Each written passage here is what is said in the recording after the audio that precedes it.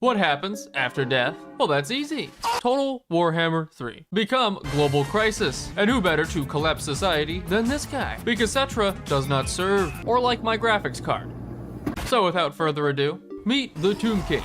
As the resident undead Egyptians, our goal is simple: conquer the world and survive an endgame crisis to win. The first course of action is to greet our neighbor. Howdy do, partner.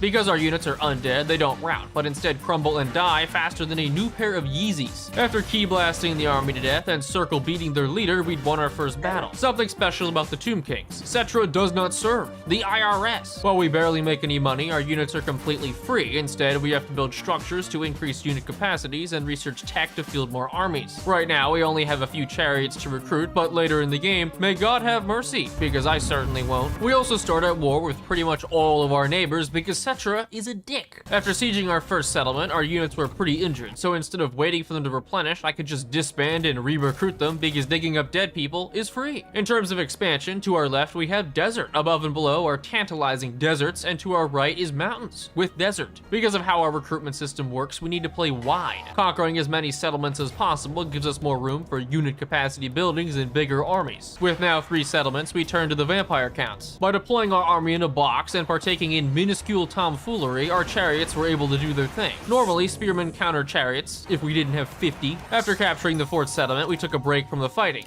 for a single turn. Hello, man-child. Given our income was now 300 hyper-inflated dollars, we had to channel our inner Logan Paul and steal more. Or accept bribes, because we scare people. Not like that'll stop me, for Cetra does not read. Manfred also decided to attack us, and his army was looking less impressive than an Amazon break room. Man, undead fights are so much fun. We just sit here for 10 minutes watching bone-on-bone action, which is why I spent most of it watching these 2 schizophrenic necromancers walk in circles. Like Soink Scoop, those civilians were unarmed. Alright. Good stuff. Good stuff. Winning the battle meant the end of Manfred, and capturing his last settlement was a cakewalk. Besides, we had bigger issues, like a plague spreading and Volkmar camping in our city. If I had my way, you would be dealt flame and hammer. That's cool, but I didn't ask. With Manfred's faction gone, our research for a second army had completed, allowing me to regurgitate an entire 20 stack in just 2 turns. But for every new army we awaken, our research speed goes down, so it takes longer to get another. Because each settlement we own increases research speed back up, more cities equals more armies, and plagues. Okay, skeletons can't get sick. Exhibit A, Jack Skellington. Ow, my fucking dick! Speaking of pestilence, our neighbors. Directly next to Kemri is this quirky, not like the other girls settlement, the Black Pyramid of Nagash, a fortress that could unleash untold evil and horrors into the world. So naturally, I had to have it. So up until this point, things were going pretty well. Please don't declare war on me. I was not expecting that. And overall, our borders were safe. Did I say safe? No, what I meant was 9th Circle of Hell. Who is Scarbrand? Well, you know, Satan. By deploying our units on the edge, utilizing masses of chariots, and courageously advancing backwards, we pulled their heroes into our spears and had a completely fair duel. Winning the battle left Corn cities open, but as we went north, there were problems in the south. Though with another army awakened, we started to mobilize the 3rd Legion of mostly useless yet still free cannon fodder. Headed by the legendary leader King Wackoff, our armies beat the lizards off and used a tactic I like to call Rimworld. Fighting the last army manually, we used the mystical powers of cheese. We're just gonna keep running him in circles until he dies. And you know what? It's... oh fuck, I take it back, I take everything. Further north, Cetra took Scarbrand's capital, another bald man declared war, and Tic-Tac-Toe drew an X on our settlement. In retaliation, our armies cornered him, and instead of auto-resolving, I decided to fight out the battle. What a mistake that was. With half his units being airborne, we won at the cost of bleaching my eyes. Even after taking back our settlement, we were still fighting against every single bordering faction. With Khorne, Lizardman, and Volkmar cities conquered, we expanded rapidly, extorted factions in the name of peace, and certified ourselves as a local menace. But we were running into a minuscule problem if we define minuscule as Jabba the Hutt. If I could rename our cities in this game, I'd call them all Poland, because with greenskins, new plagues, and overweight toads, we were being squished from all sides. Yes, we were beating down Volkmar, but with every settlement we occupied, we'd just lose a different one. Because awakening an army would take too much time, we performed a rite to cause sandstorms and attrition for all invaders, which weakened most armies. most armies. Skarbrand decided to take another pass at Cetra, who was riding his chariot of the gods. After continuously running over his toes, we finally sent Skarbrand to the Shadow Realm, separately wiped out Volkmar, and secured our borders. King Whack-Off also discovered edgy Arkan, who's like Cetra's really emo younger brother. No mom, it's not a phase, I'm just a Sigma male. Above Arkan is Aranessa Zaltzpite, a treacherous pirate known for betraying trustworthy allies. Back to the north, we did a little spring cleaning by finishing off the Glizzy and some inbred Gila monsters. Also, apparently Krokkar declared war on us at some point, which is cool, but back of the line. Plus, in a rare moment of bonding, Bretonnia and I united in common hatred of Arkan. Of course, one turn later, how dare you take what I've rightfully stolen? On top of Bretonian aggression, we had to defend ourselves from Arkan by invading it. King Whack-Off is unique in that he buffs Tomb Guard, our elite infantry. But by heaping more buffs onto him, each Tomb Guard is practically unkillable, even when completely surrounded. As for Arkan, Resident Necromancer, Evildoer, and Lieutenant to Big Bad Nagash, taking an overview of our wars, we needed another army, but researching one was too slow. But you might have noticed these relic things next to our income called canoptic jars. We get them through taking settlements and spend them in my favorite pastime, running a cult. The mortuary cult is a special crafting system for the Tomb Kings. We can also awaken new heroes and armies, so by emptying Cetra Jr.'s college fund, we awakened a new dynasty. To further our military even more, we changed up Cetra's army. If having some chariots is good, then thinking rationally, what about a whole army of them? To test our theory, we fought a quest battle for our legendary weapon. Oh my good god. All of my units don't even fit on like where they intended to have the rally point. Even their dedicated anti-chariot units couldn't stand up to the might of standstill traffic. Oh my god. He's dying, by the way. Like, this is killing him. We won Cetra's Blade, researched another army, and kept increasing our income. Tic-Tac also declared war again, leading us to witness more Slaawn magic. My mini-map was just filling with enemies, so I pieced out one of the Lizardman factions. Tic-Tac-Toe's horrifying army just kinda died, and everyone's favorite murderous psychopaths came back. Thus far, the campaign could be summed up in one word: suffering. Resettling ruins, beating up Arkan, having those very ruins razed, beating up Arkan, accepting bribes, and fighting a lightning strike battle against dinos with 400 chariots. If you told me this is how I'd be spending my Friday night, I'd believe you. But at least one good thing came out of all this: a giant boner with a bow. King Whack-Off's army had recruited a bone giant who drops explosive arrows faster than the ratings of Velma. Krokkar had decided to siege our settlement with his pet undead frog, a Slaawn so powerful that when he died, he just didn't. Luckily, Whack-Off's boner giant unloaded all over the Lizardman, edged Krokkar to death, and when it was down to just Lord Croak, beat the meat out of that toad. When everyone was finished off, we returned to fighting Arkan, but next door was a special rogue army, because scattered around the map are books of Nagash. Each one gives us special powers after we defeat the army holding it. The same Nagash whose pyramid we'd looted. Inside is a building we can exploit called the Vault of Nagash, with secrets and dark magic the likes of which no sane mortal would mess with. Luckily, we're neither. Plus, it's not like building the vault has any serious consequences. I mean, surely it wouldn't set something in motion that would cause a massive invasion to happen. Ha ha ha ha ha. To solve that, I forgot about it. Mostly because we'd all but wiped out Arkan, doubled our territory, and surrounded the rogue army holding our book. An army of mostly anti-large versus chariots. Way Watchers, the best archers in the game. We're charging the temple guard directly.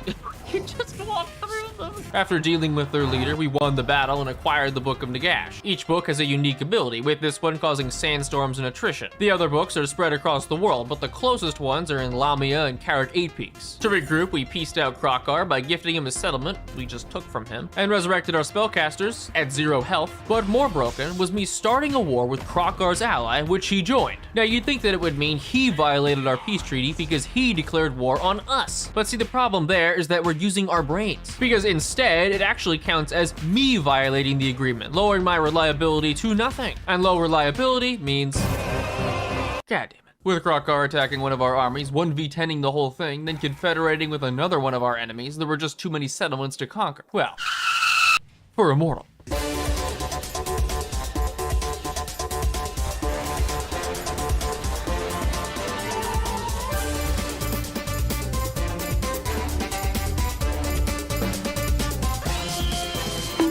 Taking a step back, what exactly have we achieved? A lot, actually. Arkan and Rapun's gone. Krokkar united with us against the dwarfs, then we killed him. And pretty much the entire peninsula is ours.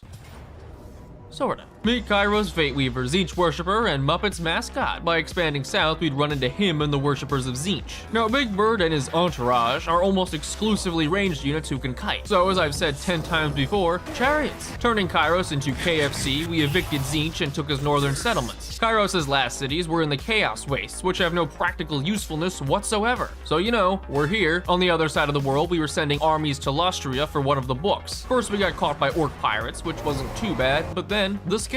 I expected them to send one army, not 4, so only one of our boats made it to land. We did make a friend though, Luther Harkin, in perhaps the most lopsided trade deal I have ever seen. In the north of our peninsula, we'd mostly defeated the dwarves, discovered the Skaven clan Moors, and were expanding rapidly. At least, until we met our match. A completely random rogue army made up of grenade launchers, steam tanks, and Hellstorm rockets. But maybe we still had a chance.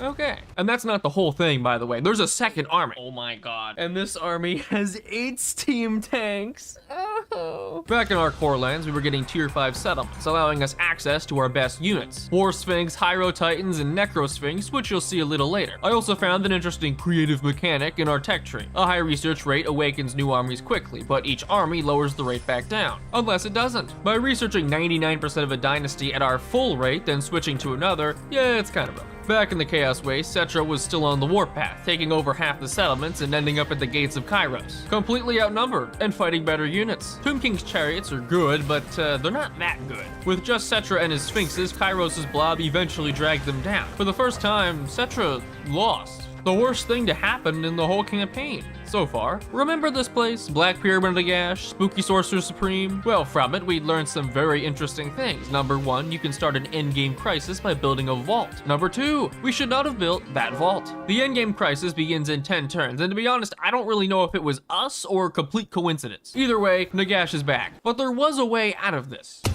No. Cetra's chariots aren't bad, but we needed something insane. So after some research, we turned Cetra's army into Cetra's Doom Stack. Hyro Titans, Necro Sphinx, War Sphinx, Necropolis Knights, and Bone Giants. Plus, using the Mortuary Cult, we gave Cetra regeneration, vortex spells, and every other broken ability I could think of. We moved our armies closer to the capital, recruited more units, and had Skarsnik unfairly declare war on us, all because we lightly ransacked his capital for another Book of Nagash. Would you believe me if I said it's for a school project? With 10 turns until Nagash returned, we needed to prepare our armies. To make sure the north was safe, I stationed 2 armies at Carrick 8 Peaks to draw the aggro. While Skarsnik was strength rank 3, he had his own problems. The real threats were Queek and Kairos. Tweedledum and Dumber were busy taking the Chaos Waste back, but still had time to be flat annoying. Queek got obliterated, and across the sea, Skrulk was role-playing a fish on land. Still, with our armies marching back, depression. Of all the scary things Skarsnik could field, he sent a bunch of naked goblins. However, shall we manage? To improve our main armies, I awakened some Tomb Princes because apparently we recruit them at level 22. Pre-max level heroes, not too bad. Unfortunately, there was still one problem. Nope. That army of steam tank grenade launchers was multiplying, but we had one unstoppable weapon at our disposal. Here is $30,000, we are now friends. As for our other enemies, we were using something called diplomacy. Skarsnik, I am truly sorry for taking your capital, so because we don't need it anymore, I'm giving it to Queek. You get this ruined settlement I didn't want, and I'll even join all your wars because I will definitely help you. And all I want is peace, and some other terms. So with Skarsnik as our new friendly puppet state, we had a buffer to the north. We swapped some units around, made some minor adjustments, and prepared our last stand. If we could beat Nagash's armies, then for the second time in my 1,000 hours across all 3 titles, I might actually finish a game. We had 3 turns until our capital will be swarmed by more than 10,000 undead, and Cetra's army was just about done, but missing one thing, the Crown of Nehekara. In one last quest battle, housing an army of all monstrous constructs,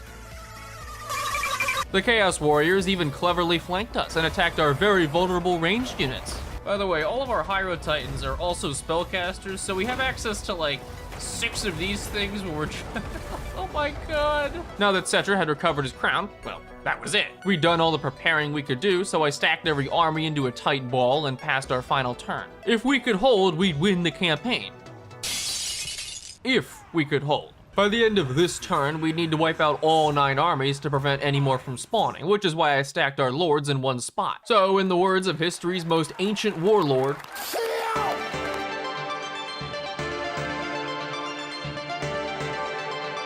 Combining all 4 armies by setting 2 as friendly AI armies and 2 as player armies, we could field 80 units at once. In total, there are 7,000 troops on the field, almost turning the game into a PowerPoint. Nagash's armies faded and battle 1 of 3 was over. Our armies hadn't taken a ton of damage, so we moved right into the second battle using the same AI army tactic. But this fight was a little different. 3 of the reinforcing armies were coming from the same spot at the same time. Our Titans went to fight the main army, the first reinforcing AI came in, and dear God, what is that? About 3,000 skeletons had spawned inside of each other, creating this amalgamation. At least this can't possibly get worse. It got worse. Jesus Christ. So what does it look like on the ground level for the average soldier? Well, it looks a little something like this.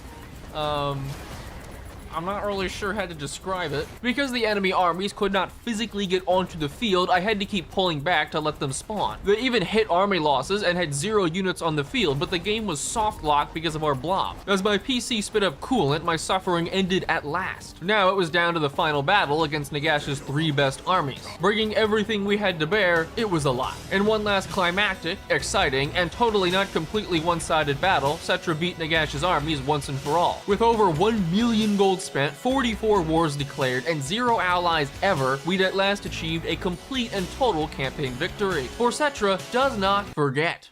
You didn't think I wouldn't remember, Kairos.